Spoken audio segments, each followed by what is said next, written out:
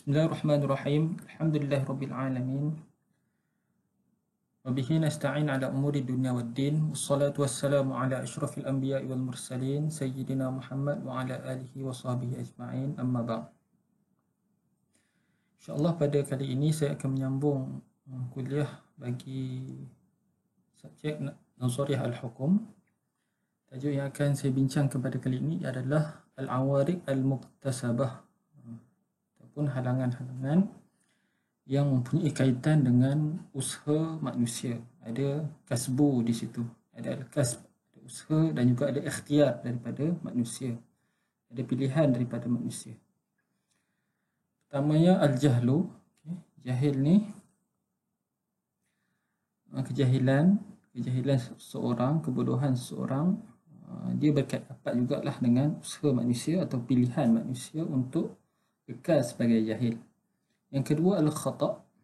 Al-khata' pun dianggap sebagai satu kesilapan yang dinisbahkan kepada manusia.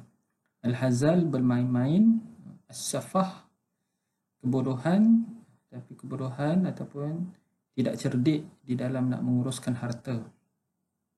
Yang kelima ikrah, paksaan. Paksaan maksudnya usaha daripada orang lain, paksaan daripada orang lain terhadap dirinya. Yang keenam as-sakru, memabukkan. Jadi dengan sebab dia mengambil perkara yang memabukkan sehingga berlakulah sifat mabuk ini. Jadi inilah 6 awariq muktasabah yang akan kita bincangkan pada kali ini.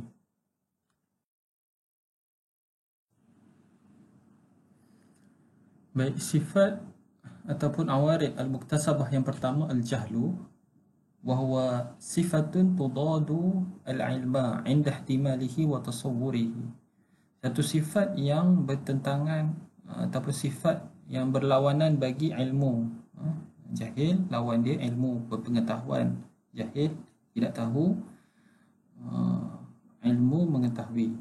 Inda ihtimalihi wa tasawwurihi, ketika ilmu itu boleh ditanggung. Masa seseorang itu berkemampuan untuk memahami ilmu itu. Wa tasawwurihi, dan ilmu itu boleh digambarkan. Maksud bolehlah seseorang itu dalam keadaan normal, dalam keadaan biasanya dia boleh mengetahui perkara itu. Tapi sebab dia tak berusaha, dia tidak belajar, dia tidak mencari ilmu itu, maka kekallah sifat kejahilan dalam diri seseorang. Al-jahlu la yunafi al-ahliyah. Jadi kejahilan itu tidak menafikan ahliyah. Jadi ahliyah wujub ke, ahliyah ada ke, masih kekal seperti biasa walaupun ada sifat kejahilan dalam diri seseorang. Jadi kita kata asas bagi ahliyah wujub adalah al-hayah, kehidupan. Jadi orang jahil masih hidup, dan asas bagi ahliyah ada adalah tamyiz. Jadi orang jahil ini dia boleh membezakan, cuma dia tidak mahu belajar, dia tidak mahu berusaha untuk mengetahui sesuatu.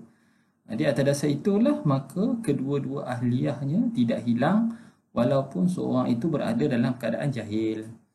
Wa innama qad yakunu udhran fi ba'd al-ahwal, tetapi jahil ini boleh diberikan keuzuran pada beberapa keadaan. Dalam keadaan-keadaan tertentu ada kelonggaran-kelonggaran yang diberikan oleh syarak. Jadi nak kita lihat kelonggaran tu, ni maksudnya jahil ini dia memberi kesan juga kepada sebahagian hukum syarak walaupun dia tidak mengganggu ahliyah.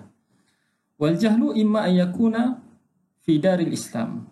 Jahil mungkin berlaku di negara Islam, atau fi ghairi daril Islam, ataupun jahil itu berlaku pada bukan negara Islam, yakni daril harbi. Lawan bagi negara Islam adalah negara kafir, negara bukan Islam.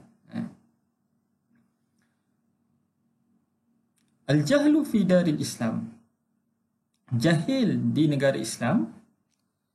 Al-jahlu la yu'addu udhran fi daril Islam. Keterangannya, jahil tidak dianggap sebagai satu keuzuran di negara Islam. Jadi kalau seseorang itu memberi alasan, dia tak tahu sesuatu hukum itu diwajibkan ataupun diharamkan ke atasnya, maka tidak ada sebarang kelonggaran, sebarang keuzuran yang diberikan. Li'anna al-ilma fiha mafrudun 'alaiha, kerana mengetahui tentang agama Islam itu diwajibkan terhadap penduduk-penduduk negara Islam. Jadi sebab dia duduk kat negara Islam, agama Islam ada sampai kepadanya, maka menjadi kewajipanlah kepadanya untuk mempelajari agama Islam dan segala hukum hakam yang ada di dalam agama Islam. Fala yu'dzar al-muslimu bijahlihi al-ahkam al-'ammah al-wadihah allati la rukhsata li ahadin fi jahliha. Maka tidak diberikan kelonggaran bagi seseorang Islam dengan sebab jahilnya terhadap hukum-hukum yang bersifat umum, yang jelas, yang tidak ada kelonggaran bagi seseorang untuk tidak mengetahuinya. Jadi hukum-hukum yang memang jelas, kalau orang masuk Islam tu tahu dah, memang dia telah menjadi kewajipan. Hukum rukun Islam yang 5 tu. Jadi kalau dia memberi alasan tak tahulah arak ni haram, tak tahu pula yang haji tu wajib, sedangkan benda tu maklum bid darurah. Wa hiya as-sabitatu bil kitabi was sunnati wa in aqada al-ijma'. Hukum yang sabit dengan Al-Quran dan Sunnah dan telah berlaku ijma' ulama.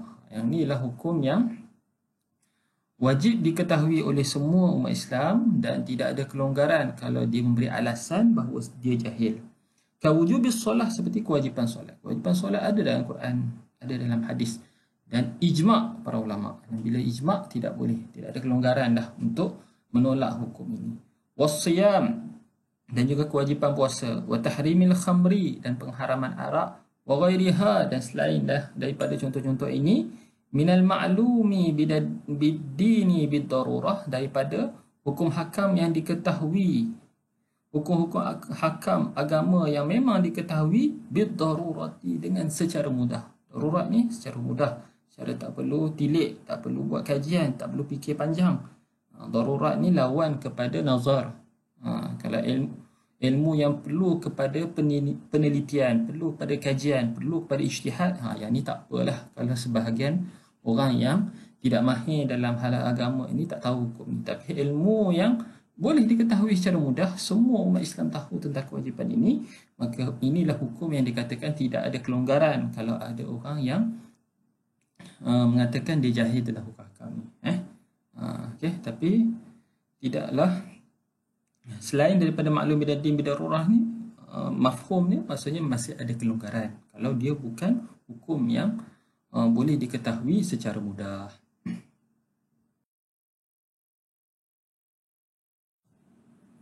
Illa anna al-jahla yakunu 'udhran fi mawdi'i al-ijtihad alladhi la yukhalifu al-kitaba aw as-sunnata al-mashhurata aw al-ijma'a kamashi juz'in saghirin min ar-ra'si fi al-wudu'i wa kan nikahi bila syuhudin iktifa'an bil i'lani. Melainkan kejahilan ini dianggap sebagai satu keuzuran pada hukum hakam yang menjadi ruang, ada kelonggaran, ada ruang untuk berlaku ijtihad. Alladhi la yukhalifu al-kitaba aw as-sunnah al-mashhurah, yang hukum hakam ini tidak bertentangan dengan Al-Quran dan juga hadis yang masyhur. Awil ijma', dan tidak bertentangan dengan ijma'. Jadi bila suatu hukum itu tidak bertentangan Quran dan Sunnah dan tidak bertentangan dengan ijma' ulama', maka hukum di sini ada ruang-ruang kelonggaran berlaku khilaf ulama'.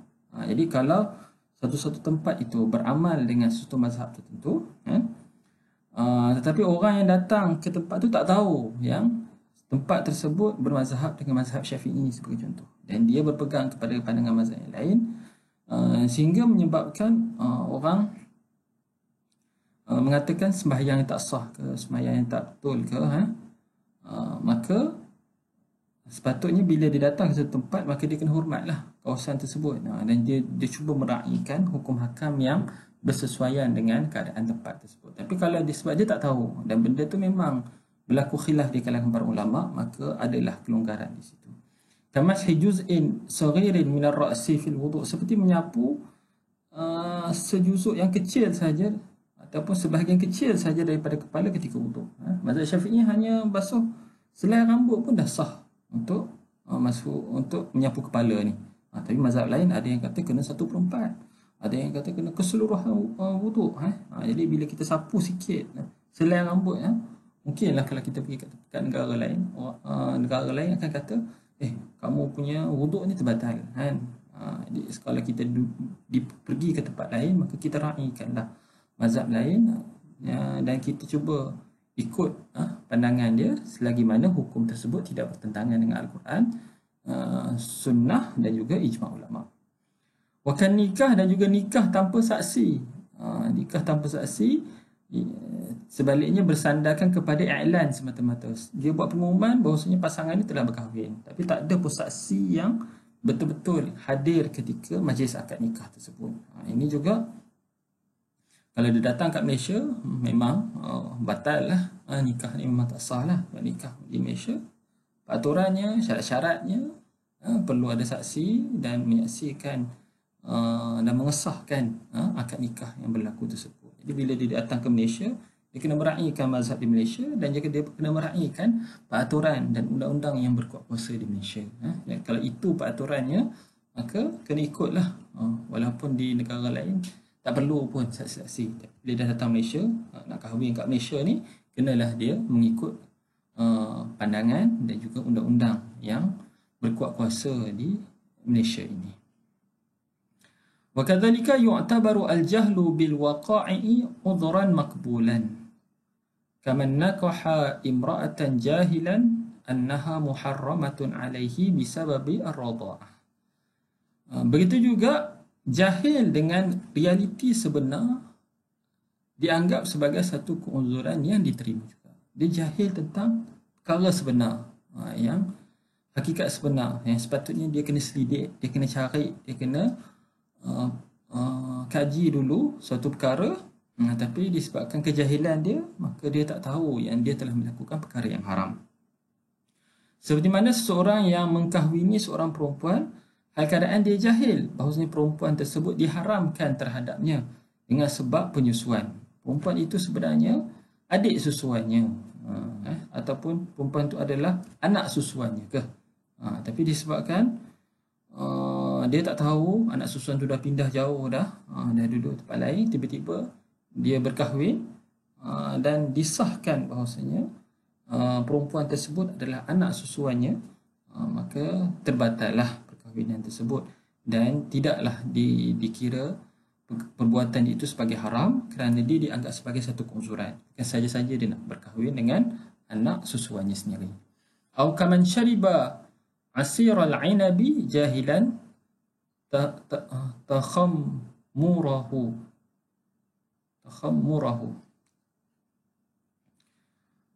kaman syariba asiral inab, seperti mana seorang yang minum jus anggur, hal keadaan dia jahil bahawasanya jus anggur tersebut telah bertukar menjadi arak. Fa'innal jarimata tantafi fil halataini, kedua-dua jenayah ini, jenayah berkahwin dengan mahram dan jenayah meminum arak ini, ternafi, tertolaklah pada dua-dua keadaan dan tidak ada sebarang balasan ataupun seksaan yang dikenakan terhadap kedua-dua perbuatan ini, sebab dia dianggap satu keuzuran, bukan sengaja dia melakukan perbuatan yang haram tersebut. Al-jahlu fi daril harbi, jahil di negara kafir ataupun di negara bukan Islam. Al-jahlu yu'addu udhran fi daril harbi, jahil ini dianggap sebagai satu keuzuran di negara bukan Islam. Li'anna al-ilma fiha la yuftarad, kerana pengetahuan ataupun ilmu berkenaan tentang hukum hakam syarak ini tidak difardukan di negara bukan Islam. Iz hiya laysat dara ilmin bil ahkam syar'iyyah, kerana negara bukan Islam ini bukanlah negara yang mempunyai pengetahuan tentang hukum-hukum syarak. Bal daru jahlin biha, bahkan negara kafir ini adalah negara yang jahil tentang hukum hakam syarak. Dia diperintah oleh orang kafir dan mereka ni tidak tahu, mereka tidak jelas, mereka tidak memahami dengan erti kata sebenarnya tentang hukum hakam Islam. Falam tastafid fiha masadirul ahkam, maka tidak masyhurlah di negara bukan Islam ini sumber-sumber hukum syarak pun tak diketahui, sumber bagi hukum syaraknya pun tidak diketahui. Walam tashtahir, dan tidak masyhur, tidak tersebar luaslah sumber-sumber hakam. Fakana al-jahlu jahlan bid-dalil, maka kejahilan di sini adalah kejahilan tentang dalil. Apa dalil? Apa sandaran bagi hukum hakam tersebut? Apa sumber bagi hukum hakam tersebut? Bila sumber pun tidak diketahui, bagaimana dia nak mengetahui tentang hukum syarak? Wal jahlu bid-dalili yusqitu at-taklif. Jahil tentang dalil menggugurkan taklif. Okay? Sebab antara salah satu syarat mahkum fih kan, ayakuna seorang tu mesti alim, ayakuna qadiran, berkemampuan untuk memahami hukum-hukum hakam tersebut, yang mana hukum hakam tersebut datang daripada Allah dan Rasul, yang dijadikan sebagai dalil, sebagai dalil bagi sesuatu hukum syarak. Dan bila dia tak tahu dalil, maka tergugurlah pentaklifan. Tak tahu sumber dia daripada Al-Quran dan hadis itu tidak sampai kepada dia, maka gugurlah pentaklifan. Lianna min syarti syakhsil mahkum alaih an yakuna qadiran ala fahmil khitabi al-muwajjah ilaihi. Kerana sebahagian daripada syarat syartu syakhsi al-mahkum alaih, syarat individu yang hendak dijatuhkan hukuman terhadapnya, ayakuna qadiran ala fahmil khitab, seseorang itu mesti mampu untuk memahami khitab yang ditujukan kepadanya. Dia mesti faham ayat-ayat Al-Quran, dia mesti faham hadis-hadis Nabi, dan dia mesti faham juga dalil-dalil yang lain yang ditujukan kepadanya. Jadi kalau dia tak faham dalil, dia tak faham Al-Quran dan hadis, disebabkan Quran dan hadis itu tak sampai kepadanya, maka tidak ada tuntutan lah. Tidak ada tuntutan baginya untuk melaksanakan segala hukum hakam syarak ini. Wa ala hadha idza aslama syakhsun huna, apabila masuk Islamlah seseorang individu di sana, walam ya'lam haqiqata wujubil ibadati alaihi, dan dia tidak mengetahui tentang hakikat kewajipan ibadat-ibadat terhadapnya seperti sembahyang dan lain-lainnya. Dia masuk Islam tapi dia tak pernah dengar pun, kalau masuk Islam kena sembahyang, kena puasa. Falam yuaddiha, lalu dia tak tunaikan kewajipan sembahyang tersebut, fa innaha la talzamhu qada'un idza alimaha, maka tidak berkewajipanlah ke atasnya untuk mengqada sembahyang yang dia ditinggalkan apabila dia mengetahui tentang kewajipan sembahyang tersebut. Jadi bila dalam tempoh 10 tahun tak pernah sembahyang sebab dia tak tahu pun kewajipan sembahyang, lepas 10 tahun mungkin ada datang pendakwah kepadanya, barulah dia menceritakan tentang kewajipan, kamu kena sembahyang, kamu kena puasa, kamu kena bayar zakat, kalau ada duit kamu kena pergi haji. Baru dia tahu lepas 10 tahun masuk Islam, ketika itu barulah kewajipan dikenakan terhadapnya. Baik, tadi itu ialah dalam keadaan hukum hakam ini lam tashtahir, hukum hakam ini tidak masyhur, tidak tersebar di kalangan umat Islam yang berada di negara bukan Islam tersebut. Amma ma'al ijtihad, adapun sekiranya hukum hakam itu telah masyhur, telah tersebar luas, telah semua diketahui, macam zaman sekarang ni kan, walaupun dia duduk dekat negara bukan Islam, tetapi penjelasan tentang hukum hakam itu telah ma'ruf, semua orang tahu. Fala yuqbal alai i'tizad, dalam ketika ini tidak diberikan kelonggaran, tidak diterima sebarang kelonggaran ataupun keuzuran, kerana kalau dia memberi alasan bahawasanya dia tak tahu tentang hukum syarak. Jadi hukum yang mengatakan jahil ini dianggap sebagai kelonggaran di negara kafir, di negara bukan Islam, hanyalah sekiranya seseorang itu tidak ada pengetahuan sama sekali. Dia mungkin dah duduk di pedalaman yang tidak ada langsung cara nak berhubung dengan dunia luar. Dia duduk dalam kampung tu saja, kampung tu pun ada dalam beberapa orang saja, dan tidak ada cara untuk dia berhubung dengan orang lain. Kalau dalam keadaan seperti itu dan tidak ada sebarang maklumat tentang kewajipan solat dan lain-lain, maka keadaan itu sahaja yang diberikan kelonggaran bagi orang yang berada di negara bukan Islam. Itu keistimewaan. Tapi kalau orang tu duduk kat negara Islam, dia duduk kat hulu mana sekalipun, kelonggaran itu tidak diberikan, sebab dia berada di dalam negara Islam dan dia berkemampuan untuk mencari ilmu itu dengan dia berjalan, dengan dia berusaha untuk mencari guru-guru yang boleh mengajar tentang hukum hakam agama Islam. Okay. Dia beza dengan masalah tak sampai dakwah. Kalau tak sampai dakwah, dia tak masuk Islam sama sekali, itu masalah lain. Masalah dia diberikan, adakah dia diwajibkan untuk masuk Islam, dakwah dah tak sampai kepadanya, itu masuk bincangan berkenaan tentang ahli fitrah, orang yang tak sampai dakwah kepadanya.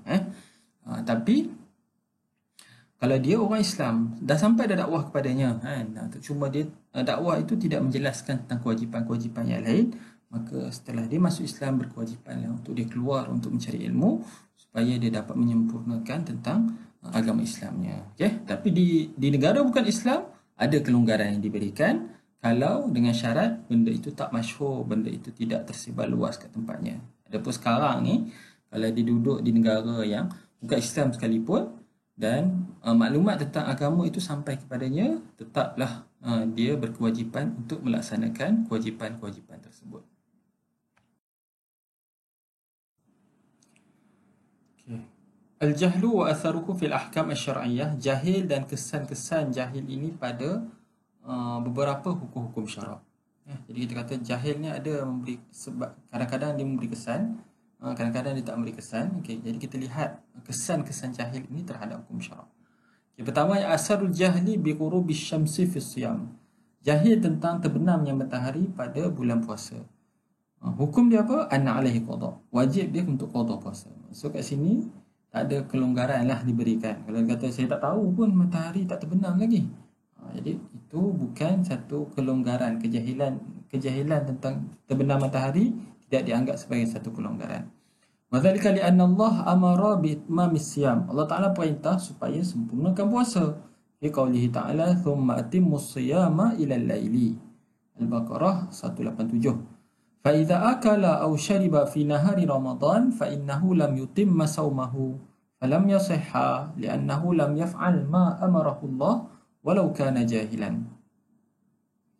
Sekiranya dia makan atau minum pada siang Ramadan dalam keadaan sengaja, bukan terlupa macam tadi kan, ini sengaja, maka dia telah tidak menyempurnakan puasanya dan tidak sahlah puasanya kerana dia telah melakukan perkara yang, kerana dia tidak melakukan apa yang diperintahkan oleh Allah walaupun dalam keadaan jahil. Li'anna al-ma'murat la yu'adzar bil jahli. Kerana kaedah fiqh mengatakan perintah-perintah Allah tidak diberikan kelonggaran dengan sebab kejahilan. Tu secara umumnya lah. Jahil tidak boleh dianggap sebagai satu kelonggaran untuk meninggalkan apa yang diperintahkan oleh Allah Subhanahu wa taala.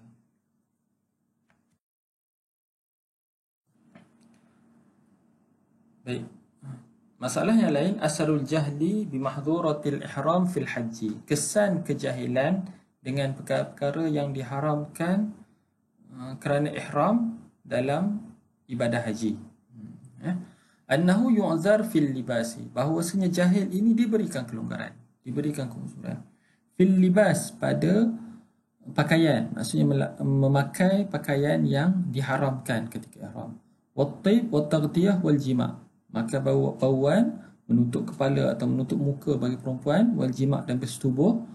Perkara ini diharamkan ketika ihram. Tapi kalau dia melakukan dalam keadaan jahil, ini merupakan satu keuzuran.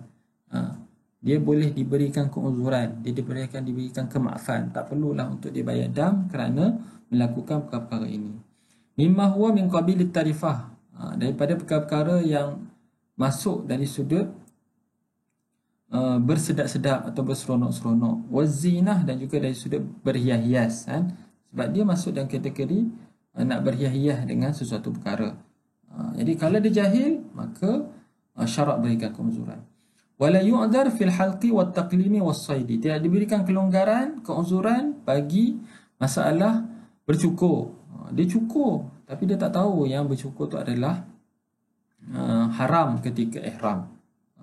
Tapi walaupun dia tak tahu, tiada keuzuran, tidak diberikan kelonggaran. Maksudnya kalau dia buat juga perkara tu, maka wajiblah dia untuk membayar dam. Wattaqlim, memotong kuku, wasaidi, berburu, mimma huwa min qabilil itlaf, daripada perkara-perkara yang masuk dari sudut menghilangkan ataupun membinasakan suatu benda yang lain. Dia menghilangkan rambut ataupun dia membunuh binatang-binatang buruan. Dalam keadaan dia ihram tapi dia tak tahu, dia jahil. Ketika ini dia tidak diberikan kelonggaran, kamu tetap kena bayar dam walaupun kamu jahil. Wa dhalika jam'an bainal adillah addalah ala thubutil kaffarah. Kerana apa ni? Ada beza dalam masalah perkara-perkara yang kita nak berseronok-seronok dan perkara-perkara yang melibatkan kita menghilangkan sesuatu kan. Kerana nak menghimpunkan di antara dalil yang menunjukkan atas wajibnya kifarah dan juga wajibnya untuk membayar dam dengan semata-mata buat. Ada hadis yang katakan, kalau kamu buat je terus kena bayar dam. Tak kira lah sengaja ke tak sengaja ke, tahu ke, jahil ke ataupun tak jahil ke, tetap kena bayar dam. Lianna Allah lam yaj'al al-marad wal adha uzran. Kerana Allah Ta'ala tidak menjadikan sakit dan juga rasa pedih itu sebagai satu keuzuran untuk menggugurkan pembayaran dam. Ma'anna sahibaha ma'zur, sedangkan orang yang sakit ini dianggap sebagai orang yang uzur. Memang dia berada dalam keadaan uzur. Rambut dia selalu gugur, tapi walaupun rambut dia selalu gugur, tetap dia kena bayar dam kerana dia melakukan perkara yang haram ketika ihram ini. Mungkinlah ada kelonggaran di sudut yang lain, tapi dari sudut rambut gugur itu tak kena bayar dam. Fakadzalika jahlu, maka begitulah jahil. Bijami al-uzri fil kulli, dengan persamaan jahil dan marah ini dari sudut kedua-duanya merupakan keuzuran. Walaupun dia berada dalam keuzuran, tetap dia kena bayar dam juga, sama ada dia sakit ataupun sama ada dia jahil sekalipun. Jadi dua-dua keadaan ini sama saja, dari sudut dia kena bayar dam. Jadi kerana nak menggabungkan di antara dua dalil yang kata kena bayar dam, ada dalam keadaan kata tak bayar dam. Jadi kita kata yang kena bayar dam itu kalau masuk dalam kategori bercukur ke, potong rambut ke. Tapi kalau dalam masalah pakai pakaian atau pakai wangi-wangian, yang tu tidak perlu dikenakan dam kalau dia berada dalam keadaan jahil.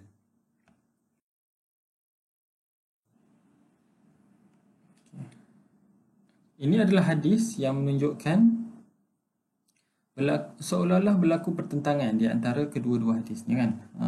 Hadis pertama mengatakan ataitu Rasulullah sallallahu alaihi wasallam faqala udunu fadanautu. Datanglah dekat pada aku fadanautu, lalu aku pun menghampiri Rasulullah. Faqala ayuzika hawamu ra'sika, adakah menyakiti engkau binatang-binatang yang ada dekat kepala kamu itu. Qala Ibnu Aufin, berkata sahabat Nabi ini Ibnu Auf, wa azunnuhu. Qala na'am, ya, memang aku sakit dan daripada kepala ini. Faqala fa'amarani bi fidyatin. Nabi menyuruh supaya dia bayar fidyah atau membayar dam dengan cara puasa ataupun dengan memberi sedekah pada fakir miskin ataupun dengan menyembelih kambing ke. Jadi walaupun dia berada dalam keadaan sakit, Nabi tetap menyuruh supaya dia membayar dam. Ini menunjukkan tidak ada kelonggaran yang diberikan dalam masalah bayar dam. Dan hadis yang lain, hadis yang kedua ni pula menunjukkan ada kelonggaran.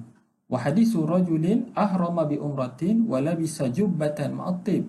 Dia pakai pakaian yang berjahit beserta dengan wangi-wangian. Qala Nabi sallallahu alaihi wasallam am-tibul ladhi bika faghsilhu salasa marrat.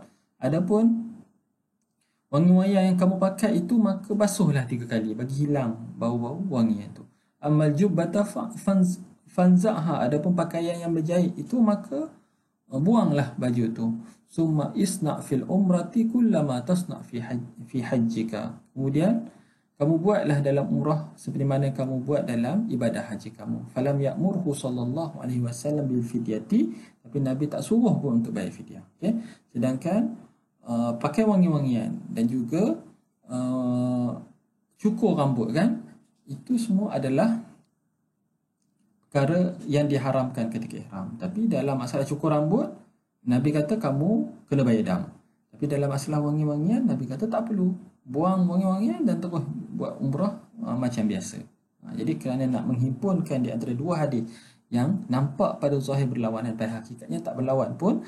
Kenapa tak berlawanan? Sebab cukur rambut itu masuk dalam kategori perkara-perkara yang kita hilang, kita menghilangkan sesuatu, kita membinasakan sesuatu, kita binasakan ataupun kita membuang rambut kita. Tapi wangi-wangian dari sudut kita nak berhias-hias, ada kelonggaran, keuzuran yang syarak berikan di sini.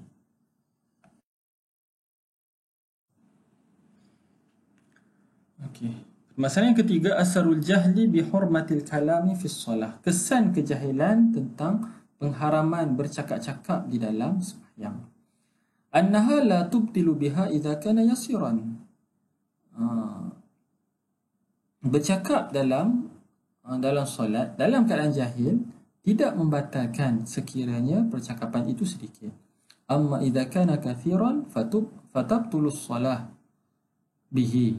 Adapun kalau percakapan itu banyak, terbatallah sembahyang dengan perbuatan tersebut. Tapi dua-dua keadaan ini adalah dalam keadaan jahil. Kalau sengaja cakap memang batal, sikit pun batal. Tapi sebab dia jahil, syarak memberikan kelonggaran kalau percakapan itu sedikit.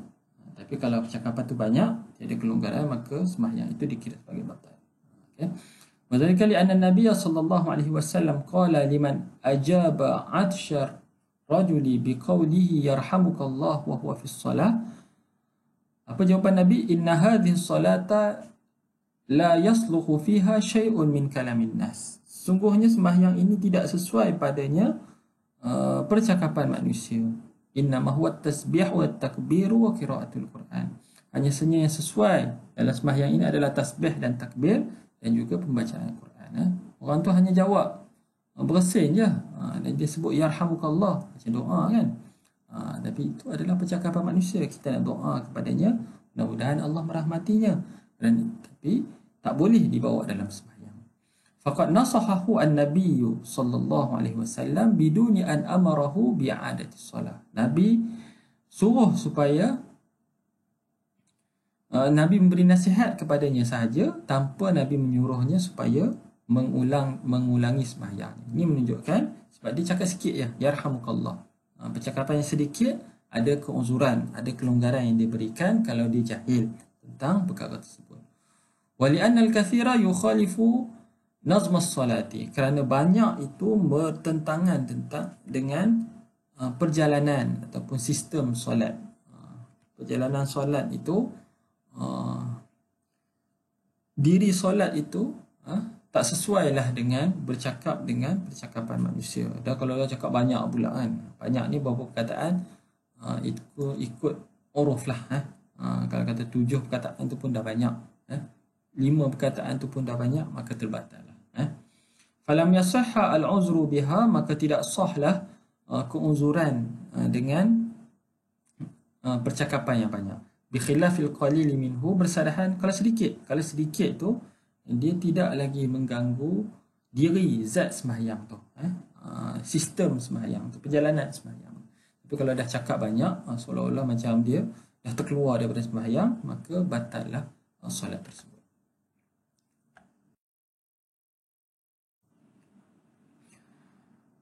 Al-awari al-muktasabah yang kedua, al-khata', halangan yang dinisbahkan kepada manusia itu. Yang kedua adalah khata', tersilap. Wa huwa wuqu'ul qawli aw al-fi'li min al-insan ala khilafi ma yuriduhu. Berlaku suatu perkataan ataupun sesuatu perbuatan daripada manusia yang bertentangan dengan apa yang dikehendakinya. Terkeluar perkataan ataupun terhasil sesuatu perbuatan daripada manusia yang bertentangan dengan apa yang dikehendaki. Bukan itu yang dia nak buat, bukan itu yang dia nak cakap, tapi dia cakap tersilap, tersalah melakukan ataupun mengatakan sesuatu. Al-khata' la yunafi al-ahliyata binaw'aiha li'anna al-aqla qa'im ala khata'. Khata' tidak menafikan ahliyah daripada kedua-dua jenis, kerana akal masih wujud walaupun dia melakukan kesalahan. Dia berakal, dia memayis dan dia masih hidup kan. Jadi tidak ada gangguan terhadap ahliah. Tapi kita lihat hukum dia. Hukmul khata'. Pertama, fi hukukillah, pada hak-hak Allah. Selalu pastilah banyak kelonggaran yang diberikan pada hak Allah. Yakunu udhran fi sukuti haqqillahi ta'ala. Khata' ini merupakan satu keuzuran yang menggugurkan hak Allah. Ka khata'il mufti wal khata'i fil qiblati idza hasala ba'da ijtihadin fa innahu yu'tabaru udhran wa illa fala. Kesalahan dalam mengeluarkan fatwa, kesalahan ketika mencari arah kiblat. Sekiranya kesalahan ini berlaku setelah ijtihad, dia melakukan ijtihad tapi dia keluar fatwa yang salah. Dia melakukan ijtihad tetapi dia menghadap kiblat yang salah. Fa innahu yu'tabar uzran. Kesalahan ini dianggap sebagai satu keuzuran. Dia dimaafkan. Wa illa, tapi kalau dia melakukan kesalahan tanpa ijtihad, yang ini adalah tidak diberikan kelonggaran. Dia mufti, dia keluarkan fatwa sesuka hati ya, tanpa ada ijtihad, dan dia salah keluarkan fatwa, berdosa kerana mufti tersebut kerana mengeluarkan fatwa yang salah, kerana dia keluar dalam keadaan tidak keluarkan fatwa dalam keadaan dia tidak melakukan ijtihad. Wal khata'u yu'tabaru syubhatan tudra'u al-uqubat al-mukarrarah haqqan lillahi ta'ala kal hudud. Khata' juga dianggap sebagai satu syubhah yang menolak hukuman-hukuman yang ditetapkan berdasarkan hak Allah, seperti dalam masalah hudud. Jadi kalau dia melakukan kesalahan itu secara tersilap, bukan sengaja dia nak minum arak, patutnya dia boleh dikenakan hukuman sebat ke 80 kali rotan, tetapi dia minum itu dalam keadaan tersilap, tersalah dalam meminum arak itu. Dia nak minum minuman yang lain tetapi dia terminum minuman yang arak. Ini juga dianggap sebagai satu syubhat yang boleh menggugurkan hukum hudud. Sebagai kata kaedah al-hudud tudra' bisyubhat. Hudud ini tidak akan ditolak dengan adanya apa-apa syubhah terhadap jenayah yang dia lakukan. Okey. Ini juga ada antara kelonggaran-kelonggaran ataupun keuzuran yang diberikan dalam hak Allah, termasuklah dalam masalah hudud, dalam masalah jenayah sekalipun.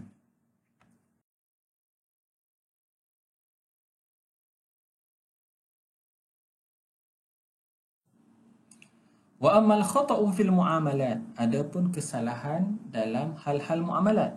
Hal muamalat ni merujuk kepada hak-hak hamba lah sebenarnya, hubungan sesama manusia. Fa fihi khilafun, ada khilaf ulama. Fal ba'du, sebahagian ulama mengatakan khata' ini boleh dianggap sebagai satu keuzuran yang menegah berlakunya segala urusan. Wal ba'du la ya'tabiruhu uzran, sebagai ulama lain tak menganggap sebagai satu keuzuran lah. Maksudnya kalau dia tersalah, tu kesalahan dia lah, tapi akad ataupun segala urusan-urusan muamalat tetap berlaku, tak berlaku. Okey. Warrajih, tetapi pandangan yang rajih, ada mu'tibari af'al wal aqwalil mukhti. Pandangan yang rajih mengatakan tidak diambil kira perkataan dan perbuatan, tidak diambil kira perbuatan dan juga perkataan orang yang tersalah ini. Orang yang salah diberikan kelonggaran. Kaman arada an yaqula iskini, seperti mana seorang yang berkata kepada isterinya, tuang air kepada aku. Fajara lisanuhu ala anti taliq, tetapi terkeluar daripada lidahnya, kamu diceraikan. Fala yu'tabaru at-talaq, maka tidak diambil kira talak tersebut. Sebab dia bukan nak ceraikan isteri dia, dia nak suruh supaya isteri dia tuang air, tapi tersilap, tersebut perkataan talak tu pula. Jadi talak itu tidak berlaku li'adami wujudil qasdi, kerana tidak ada niat yang betul. Qiyasan ala talaqin na'im, dikiaskan atas talak orang yang dalam keadaan tidur dan juga orang yang dalam keadaan pitam. Orang yang akan tidur, dia tidak ada ahli adab di situ kan. Jadi kalau dia talak pun, talak itu tak berlaku. Samalah juga bagi orang yang tersalah dan tersilap ini. Wala yan'aqidu aidan bai'ul mukhti, tidak terjadi juga jual beli yang tersalah ini. Kama idza jara ala lisanihi lafzul bai'i khata'an bila qasdin faqabilahu al-mushtari fala yan'aqidu al-bai'u wala yatarattabu alaihi atharuhu. Sekiranya terlepas percakapannya untuk menjual suatu barang secara tersalah tanpa ada niat, lalu mushtari pun kata okeylah, saya belilah, saya jual handset ni dengan harga RM10 je. Sebenarnya dia nak kata harga dia 100 tapi dia jual dengan harga 10. Dan mushtari pun menerima qabul akad tersebut, tetapi jual beli ini tidak terjadi dan tidak menghasilkan apa-apa kesan. Jadi pandangan yang rajih, kalau dia tersalah, tersilap, walaupun dalam hal-hal muamalat, ia juga dianggap satu keuzuran dan segala muamalat itu tidak berlaku. Jadi dia kena betulkan balik lah. Dia tersalah cakap, betulkan semula percakapan dia yang mengatakan bahawasanya dia tersilap. Sebenarnya dia nak jual harga RM100, bukan harga RM10, tapi dia terlepas cakap sahaja. Okay? Itu pandangan yang rajih dalam masalah al-khata', tersalah dan tersilap ini.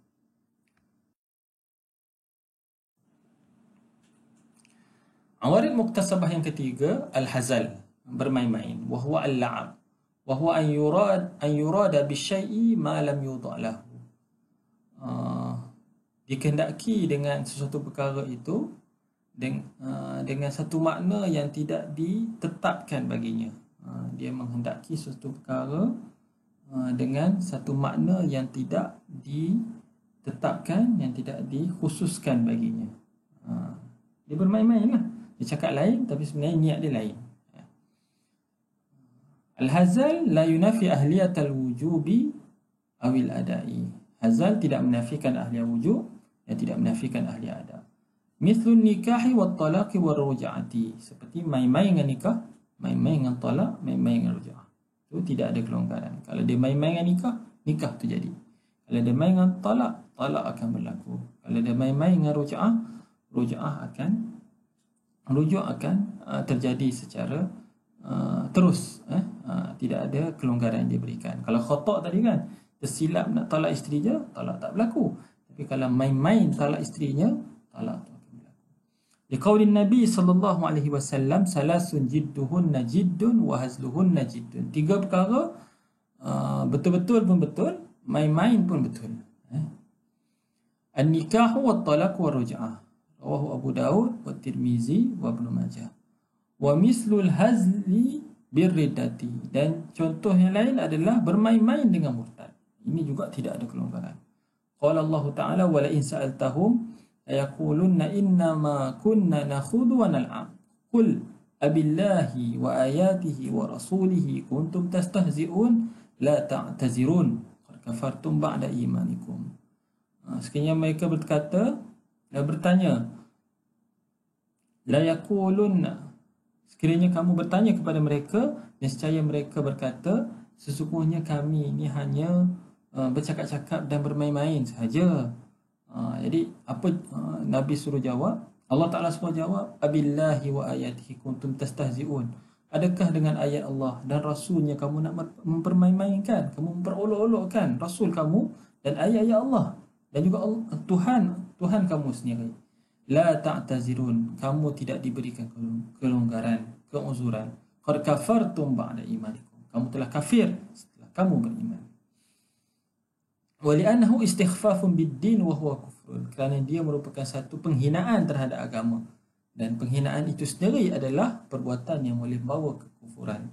Fayartaddu asy-syakhsu bi nafzil hazal la bima hazala bihi. Murtad seseorang itu dengan bermain-main itu sendiri. Sifat bermain-main dengan agama itu sendiri telah membawa seorang itu murtad. La bima hazala bihi, bukan dengan apa yang dituturkan. Mungkin kalau dituturkan, dicakap bukan itu yang maksudnya, tapi perbuatan bermain-main itu sendiri telah menyebabkan seorang itu jatuh kufur, atau sebab dia bermain-main dengan masalah murtad ini. Jadi tidak ada kelonggaran dalam masalah hazal ini kalau dilakukan kalau dia melakukan apa-apa urusan, apa-apa muamalat, apa-apa ucapan, apa-apa ucapan yang dilakukan itu akan memberi kesan sama walau dengan orang yang bercakap dengan sebenar-benarnya. Ni dia bercakap kata saya nak nikah dengan kamu lah, tapi hakikatnya bukan dia nak nikah, dia kata dia nak berkawan kan. Tapi sebabkan perkara-perkara ini tidak boleh dipermain-mainkan, maka nikah, talak, ruj'ah dan juga riddah ini tetap berlaku walaupun dalam keadaan bermain-main.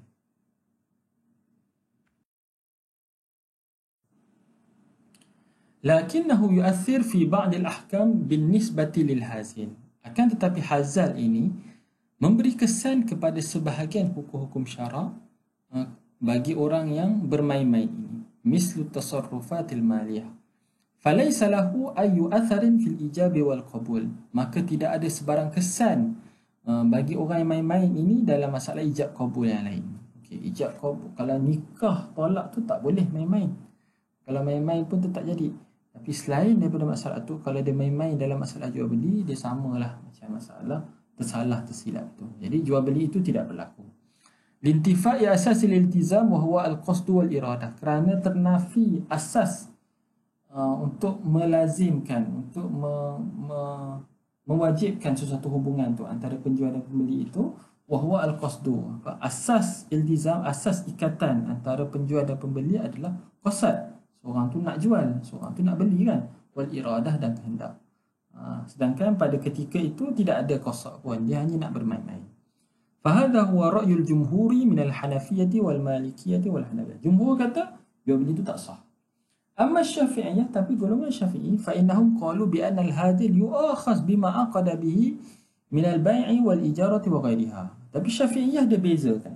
Dia beza masalah tersalah dengan masalah main-main. Tersalah tak apalah, jual beli itu tak berlaku. Tapi dalam masalah main-main, fa innal bi anna al-hazila yu'akhaz.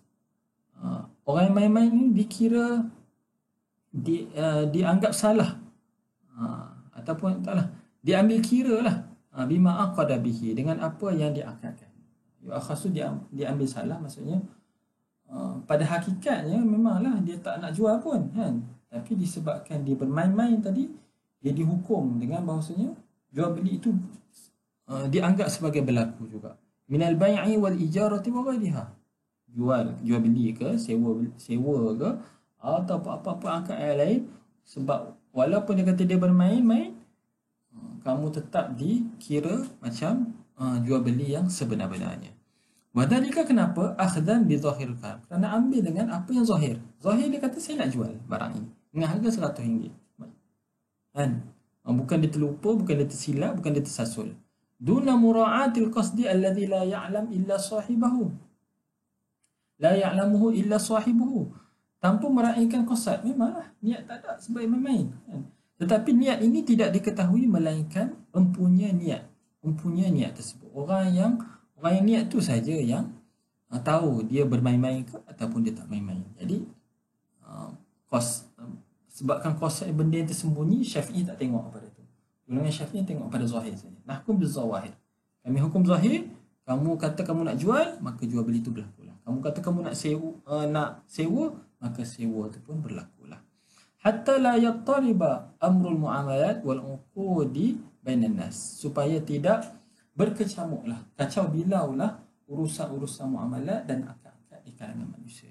Jangan dia kata bila dia dah jual beli tu, seronok dah, pembeli tu dah dapat barang, dia kata taklah, saya main-main je, bukan nak jual pada kamu. Ini akan boleh mengganggu perjalanan urusan-urusan muamalat di antara manusia. Okey.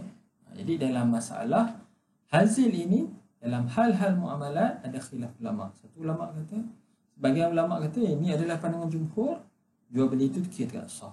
Tapi pandangan Syafi'iyah mengatakan jual itu tak sah bagi meraihkan kerana nak memelihara urusan-urusan muamalat di kalangan manusia. Kita berhenti dulu setakat ini untuk mawarid muktasabah ini. Hadza billahi taufiq wa ma taufiq illa billah, wallahu ta'ala a'lamu bis-shawab.